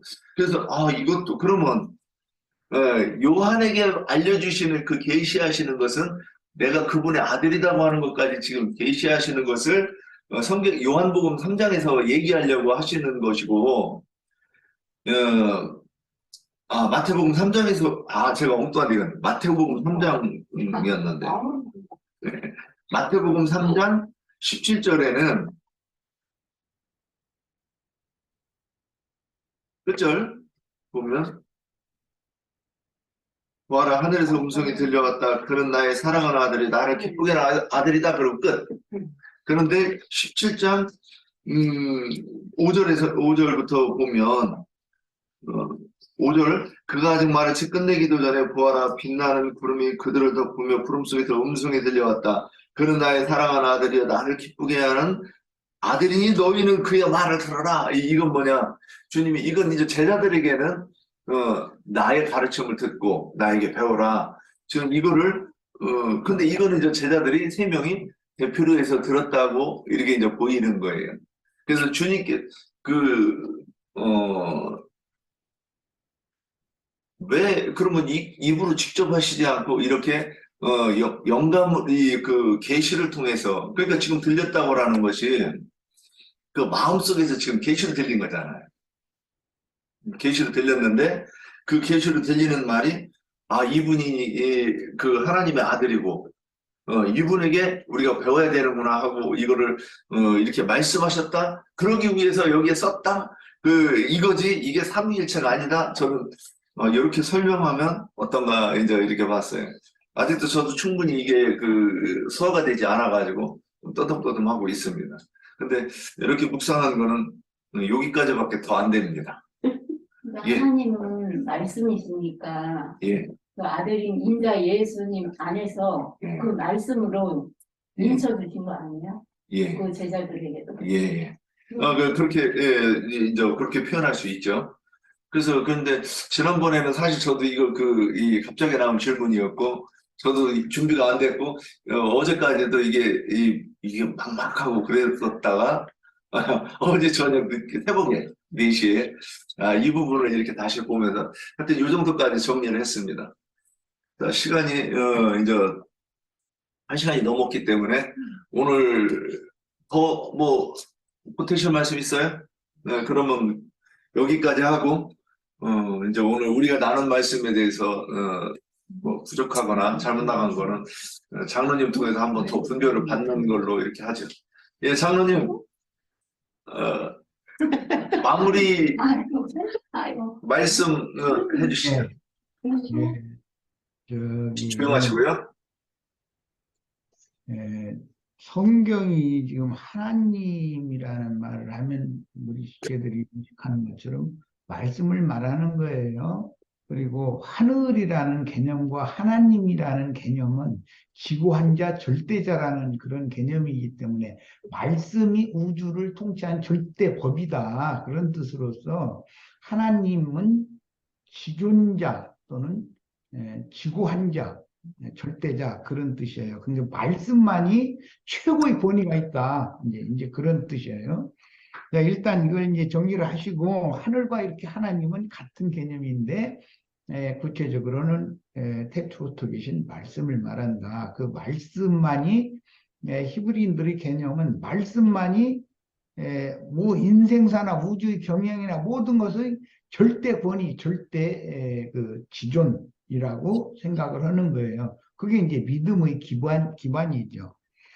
자, 그런데 하늘에서 하나님이 침례를 받고 물에서 올라오는 예수에게 너는 내 사랑하는 아들이오 내 기뻐하는 자라고 음성을 들려줬는데 그 음성을 예수가 들었다 이렇게 기록이 됐잖아요. 네네. 이제 그걸 가지고 기독교인들은 봐라. 하늘에는 하나님이 계셔서 말씀하시고 지금 요단강가에서는 예수님이 침례를 받고 물에서 올라오시는 중인데 그러니까 둘이지 않냐 하나님이 이위가 있고 그 다음에 성령이 비둘기같이 임했지 않냐 그러니까 삼위까지 해서 삼일체다 이걸 계속 주장해요. 그 기독교계의 삼일체 논리가 여기에서 근간해서 하는 논리거든요. 자, 그런데 그들은 아까 우리 옥경이자매님 참 설명을 잘하대 들어보니까 성경이 말하는 하늘이라는 개념이나 하나님의 음성이라는 개념이 사람들이 생각하는 표상적인 물질계의 창공 하늘에서 인간들이 사용하는 육의 음성이 들렸다는 말이겠는가 이 말이에요. 기본적으로 기독교계는 그렇게 생각을 하니까 삼위일체 교리를 자꾸 나열을 하는 거예요. 그런데 하늘에서 하나님이 음성을 들려줬다 그러면 하나님은 근본이 말씀이시고 말씀이라는 성령이라는 말이잖아요. 말씀은 영이에요. 야, 그러면 영은 영의 소리를 들려주시지 인간이 사용하는 육의 소리를 하늘에서 창공 하늘에서 들려줄 리는 없잖아요. 기본적으로 이걸 생각해야 된다는 거예요. 그 이제 뭐 조금 첨언을 더하자면 공중 하늘에서 뭐 천사들이 뭐 다 발소리를 통해서 인자가 온다 그러면은 그 물질 창공 하늘 어디에서 자신들이 상상하고 있는 어떤 천사에게 물질적인 나팔을 들려줘야 나팔 소리를 막 이렇게 불어가면서 온다. 이렇게 생각을 하기 때문에 문제가 되는 거예요. 모든 문제 거기서 오는 거예요. 하나님은 신이니까 영이니까 소리를 들려도 영의 음성을 들려주시지 육의 소리를 들려줄 일은 없잖아요. 하나님이 어떻게 육의 인간에게 육신에 있는 인간에게 영이신 하나님이 그분의 소리를 어떻게 들려주시겠어요? 하나님은 영으로 말씀하시는 건데 이제 이런 것이 계시라고 하고 사람은 하늘은 계시를 해주는 거고 사람은 이상을 깨달았다 이제 이렇게 표현을 해요. 그러니까 그 점을 잘 정리를 하셔야 되겠어요. 하늘이라는 개념과 하나님이라는 개념은 실제적으로는 말씀을 말하는데 기존 최고의 권위 성경이 지금 하나님이라는 말을 하면 우리 시체들이 인식하는 것처럼 말씀을 말하는 거예요. 그리고 하늘이라는 개념과 하나님이라는 개념은 지구한자 절대자라는 그런 개념이기 때문에 말씀이 우주를 통치한 절대법이다. 그런 뜻으로서 하나님은 지존자 또는 지구한자 절대자 그런 뜻이에요. 근데 말씀만이 최고의 권위가 있다. 이제 그런 뜻이에요. 자, 일단 이걸 이제 정리를 하시고 하늘과 이렇게 하나님은 같은 개념인데 구체적으로는 태초부터 계신 말씀을 말한다. 그 말씀만이 히브리인들의 개념은 말씀만이 뭐 인생사나 우주의 경영이나 모든 것의 절대 권위, 절대 그 지존이라고 생각을 하는 거예요. 그게 이제 믿음의 기반이죠. 자, 그런데 하늘에서 하나님이 침례를 받고 물에서 올라오는 예수에게 너는 내 사랑하는 아들이오 내 기뻐하는 자라고 음성을 들려줬는데 그 음성을 예수가 들었다 이렇게 기록이 됐잖아요. 네네. 이제 그걸 가지고 기독교인들은 봐라. 하늘에는 하나님이 계셔서 말씀하시고 지금 요단강가에서는 예수님이 침례를 받고 물에서 올라오시는 중인데 그러니까 둘이지 않냐 하나님이 이 일위가 있고 그 다음에 성령이 비둘기같이 임했지 않냐 그러니까 삼위까지 해서 삼일체다 이걸 계속 주장해요. 그 기독교계의 삼일체 논리가 여기에서 근간해서 하는 논리거든요. 자, 그런데 그들은 아까 그 우리 옥경이자매님 참 설명을 잘하대 들어보니까 성경이 말하는 하늘이라는 개념이나 하나님의 음성이라는 개념이 사람들이 생각하는 표상적인 물질계의 창공 하늘에서 인간들이 사용하는 육의 음성이 들렸다는 말이겠는가 이 말이에요. 기본적으로 기독교계는 그렇게 생각을 하니까 삼위일체 교리를 자꾸 나열을 하는 거예요. 그런데 하늘에서 하나님이 음성을 들려줬다 그러면 하나님은 근본이 말씀이시고 말씀이라는 성령이라는 말이잖아요. 말씀은 영이에요. 야, 그러면 영은 영의 소리를 들려주시지 인간이 사용하는 육의 소리를 하늘에서 창공 하늘에서 들려줄 일은 없잖아요. 기본적으로 이걸 생각해야 된다는 거예요.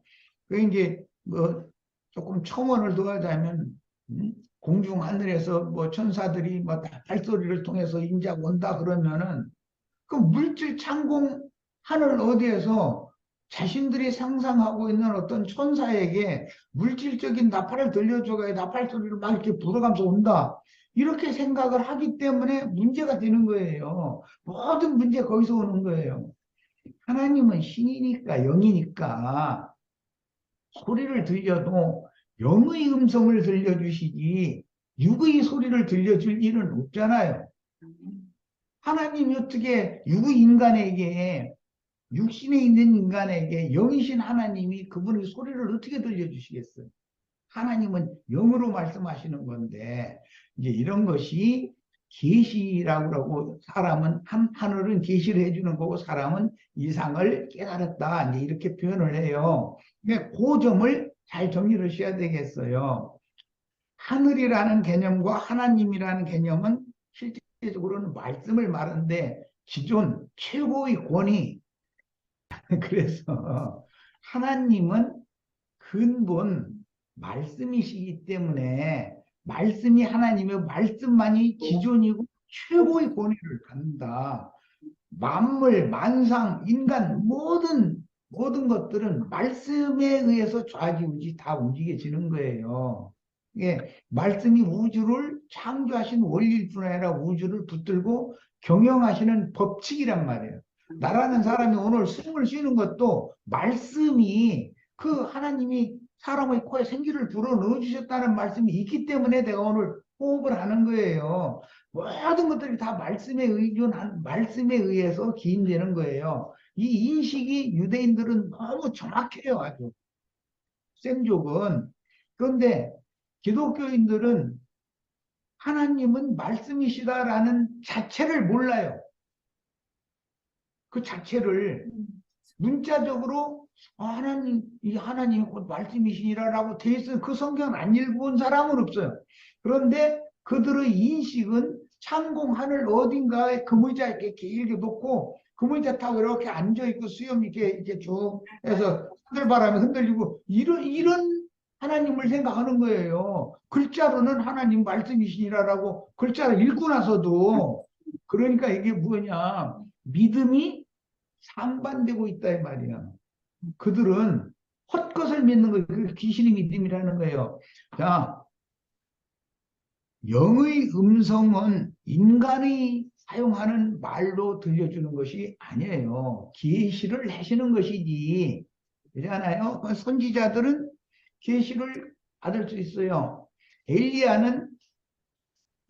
요한은 선지자 엘리야의 영과 능력으로 왔기 때문에 하나님의 음성을 들은 거예요. 선지자니까 영의 음성, 영적 교제를 늘 해보던 사람이니까 안단 말이에요. 사람의 말 본 게 아니에요. 누구의 말이 아니에요. 자, 예수님은 당연히 하늘에서 음성이 들렸다 그러지만 예수님 자신의 심령에서 계시의 음성이 들린 거단 말이야. 그러니까 기본적으로 창공 하늘이라는 개념이 아니고 예수님의 심령이 하늘이다, 참 하늘이다라는 말을 할 때는 그 하늘 이런 표현을 할 때는 예수님의 심령을 말하는 거예요. 창공 하늘과 대비되는 말이잖아요. 밖에 있는 하늘이 참 하늘이 아니지. 예수님의 영이 참 하늘이지. 그런 개념을 우리가 이제 이 시간에 잘 정리를 해야 되겠고, 그 다음에 하나님의 음성은 인간이 사용한 짐승들인데 하나님 보시기에는 이제 얘기가 길어졌는데 이 짐승 우는 소리와 하나님의 말씀이 소리가 신의 음이 셈족이 사용하던 단일한 구음 그게 하나님의 소리 하나님이 사람에게 가르쳐준 말씀인 거예요. 그걸 사람의 언어로 표현한 게 히브리어죠. 세모이죠.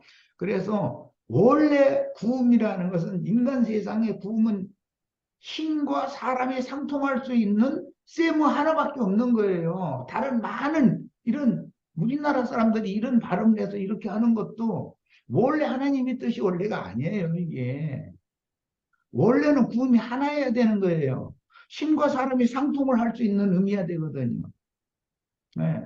그러니까 요한에게 요단강에서 침례를 받고 물에서 올라오실 때 하늘이 열리고가 먼저죠. 하늘이 열리지 않으면 영의 소리가 안 들려요.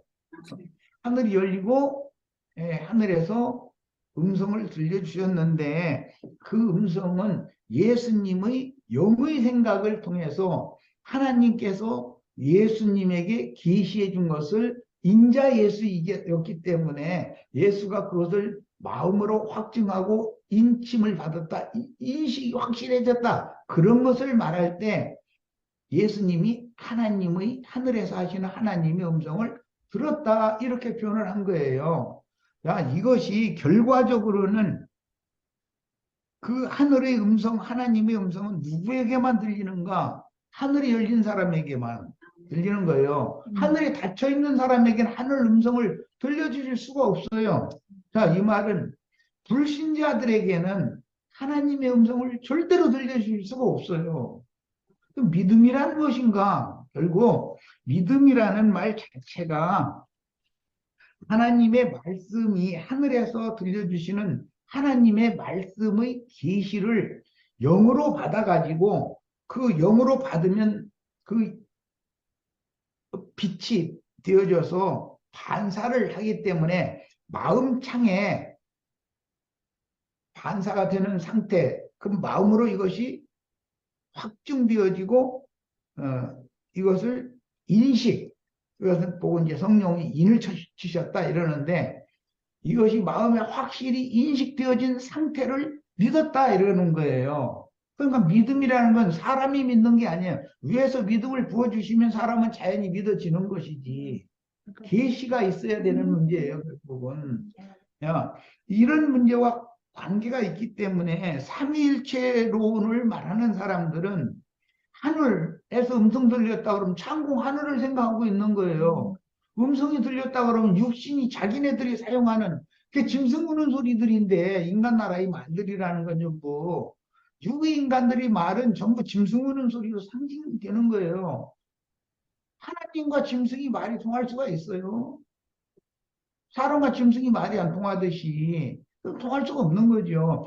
이런 개념을 이해를 못하기 때문에 삼위일체 교리할 때는 물질 세계의 창공 하늘에서 인간들이 사용하는 어떤 음성으로 너는 내 사랑하는 아들이요, 너는 내 기뻐하는 자라 이렇게 막 음성이 들렸다 이러는데 그 설교를 한 소리를 내가 어떤 목사가 하는 데 들어보니까 아무개 목사야 내가 너를 사랑하노라 뭐 그런 음성이 막 하늘에 들렸다 이래요. 그걸 뭐 하나님이 아무개 목사 아무개 목사야 내가 너를 사랑하노라 그렇게 했을까요? 이 사람이 참 그 저 나름의 환상 속에서 그 착각하고 있었던가 보다. 뭔가 착시 현상 그랬던가 보다. 나 이제 그러고 이제 묻고 말았는데 하나님이 목사를 인정하지도 않는데 목사의 용어가 성경에 있지도 않는데 아무개 목사야 내가 너를 사랑하노라 이제 그러니까 예수님한테 하신 말씀을 자기도 들었다 이렇게 설교소리를 들었어요. 인터넷상에 한번 쳐보세요. 저 웃기게도 우연찮게 그 얘기가 들렸는데 그런 얘기가 벌써 물질계의 창공 하늘에서 인간들이 사용하는 어떤 말로 어떤 음성이 들렸다라고 생각하는 관점 때문에 삼위일체라는 논리가 생기는 거예요. 그렇게 보면 당연히 그렇죠. 물질계 창공 하늘에서 하나님은 음성을 들렸고 지금 요단강에서 침례받고 물에서 올라오는 인자 예수가 있고 성령은 또 비둘기같이 막 날개 쳐가면서 예수님한테 이렇게 사뿐히 앉아서 예수님 머리 위에 내려 앉았다. 그러면 그런 게 다 물질적인 어떤 것을 인간이 알아듣도록 설명해야 되니까 물질계의 어떤 현상을 사용해서 영적인 세계의 일을 설명을 그렇게 해놓은 것이지. 아니 비둘기가 성령이 임할 때는 비둘기가 사람 머리 위에 내려앉아요? 그럼 말이 안 되는 소리잖아요. 비둘기는 그 셈족들은 전서구라고 그래서 이 먼 곳에 있는 소식을 저쪽 먼 곳에게 전할 때 비둘기가 길을 잃지 않고 그걸 갔다 올 수 있는 걸 그걸 이제 훈련을 시켜가지고 그걸 보냈기 때문에 하늘과 땅은 너무 멀잖아요. 하나님께서 어떤 기별을 인간 세상에 보낼 때 그 천사를 보내신다. 이런 개념으로 그게 비둘기같이 성령이 임했다. 이렇게 말한 것이지. 그런 모든 말들이 문자대로의 관념을 가지고 들으면 삼위일체 논리가 너무 맞아요. 기독교인들이 말하는. 그런데 그들이 틀린 점을 내가 딱 지적을 하는 거예요. 지난번에 우리 윤영기한테 이것을 다 익숙하게 암송을 할 수 있을 정도로 내 댓글 다루니까 이거 좀 읽으라 그래라 그랬는데 하나님은 기본적으로 영이셔요. 영의 음성과 육의 음성이 같을 리가 없고 영의 하늘과 육의 하늘이 같을 수가 없어요.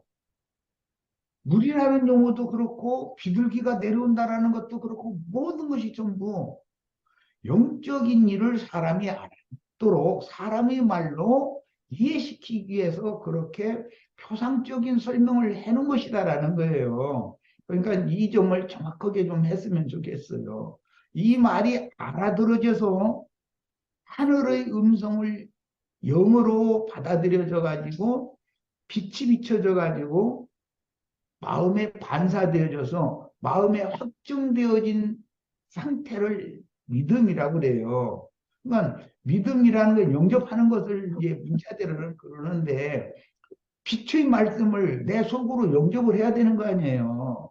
그런데 나의 심령이 열려서 하늘이 열려 심령이 열려서 심령으로 받아들여 가지고 주었던 심령에 이제 등이라고 하니까 그 등에 불을 하나님이 붙여놓으셔서 불을 밝혀주시면 어둠에 잡혔던 마음에 반사를 하기 때문에 이게 마음에서 확증, 인식, 그렇구나 하고 성령께서 이것은 이거다라고 확증해주고 인을 쳐준 상태를 사람이 나는 믿었다 이렇게 말을 하는 거예요. 그러니까 이 삼일체 논리를 말하는 것과 믿음으로 구원을 받는 것과 관계가 있기 때문에 내가 자꾸 이걸 믿음과 연결시켜서 얘기를 했는데 이 말을 꼭 인식을 정확하게 하시고 누구한테든지 삼일체 논리 하늘의 음성이 들렸고 물에서는 뭐 인자 예수가 올라왔고 예수님은 하늘 문이 열려가지고 예수님은 그 음성을 들었고 그런 얘기를 가지고 그때 뭐 비둘기가 또 뭐 예수님 머리 위로 뭐 성령이 비둘기처럼 임했고 이런 걸 가지고서 자꾸 삼일체 논리를 주장하는 게 기독교계의 99.99%가 그 논리를 가지고서 삼일체를 주장하거든요.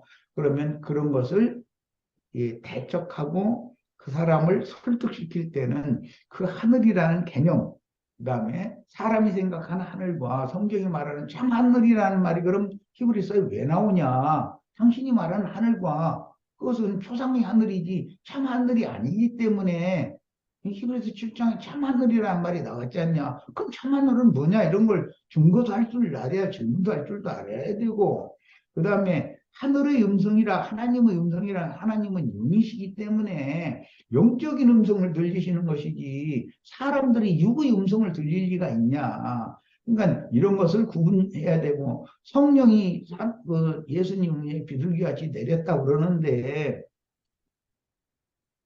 성령이 사람의 머리 위에 있다는 건 사람의 인식, 사고 방식, 아까 다른 이제 마음에 확증한다.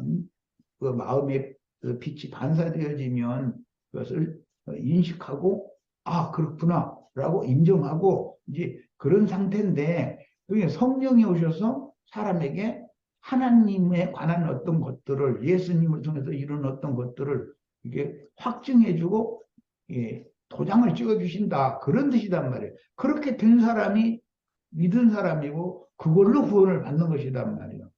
이게 이런 것을 꼭 좀 잘 얘기를 좀 했으면 설득을 좀 할 수 있었으면 좋겠어요. 이상입니다.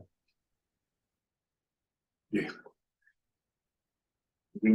하여튼 누가 질문하면 즉각적으로 자판기가 돼가지고 바로 답변을 해줘서 있을 만큼 그러려고 그러면 들어야 돼요. 뚜껑 닫아놓고 있으면 안 들려. 그러면 여기까지 하고 말씀 오늘 마치겠습니다. 자, 수고하셨습니다.